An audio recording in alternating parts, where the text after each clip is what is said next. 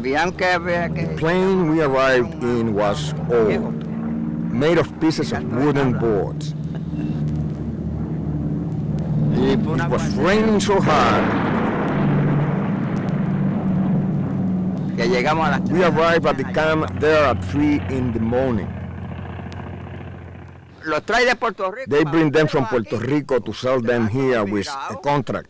Migrating, $10 and go. Let the wind kill you.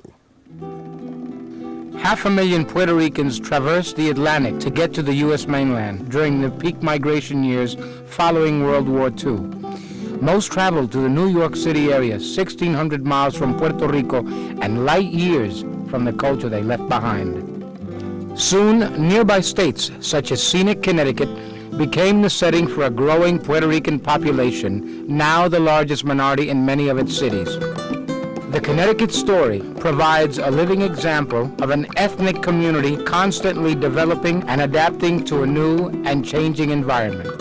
But because of their homeland's unusual relationship with the United States, their tenacious protection of culture and unique history, this American group continues to elude simple definition and is often misunderstood.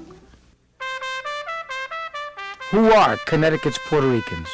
What place have Puerto Ricans found for themselves in Connecticut? This is their story. Connecticut, a land of rolling hills and snowy winters, a symbol of old New England. Puerto Rico, a tropical island about the size of Connecticut, for 500 years a colony of Spain, then of the United States.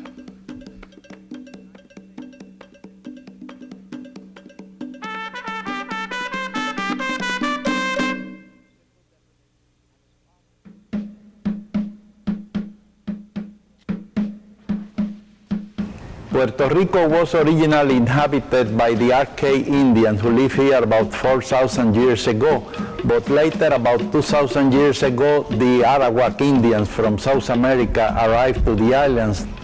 The Indians were really exterminated less than 100 years after the Spanish conquest. Christopher Columbus had already arrived here in Puerto Rico the 19th of November of 1493. The Aboriginal population disappeared very rapidly, not only because of the war against the Spaniards trying to obtain their freedom, but also because of the diseases that the Europeans brought with them. The indigenous people were known as Taino, and they called their island Borinquen. They mixed with the Spaniards and African slaves. The Spanish permitted racial mixture. After all, their lineage was made up of Celts, Iberians, Moors, Jews, and others. The Taino, Africans, and Spanish peasant farmers on Borinquen, known as Jivaros, all became Borinqueños, part of the island's cultural fabric.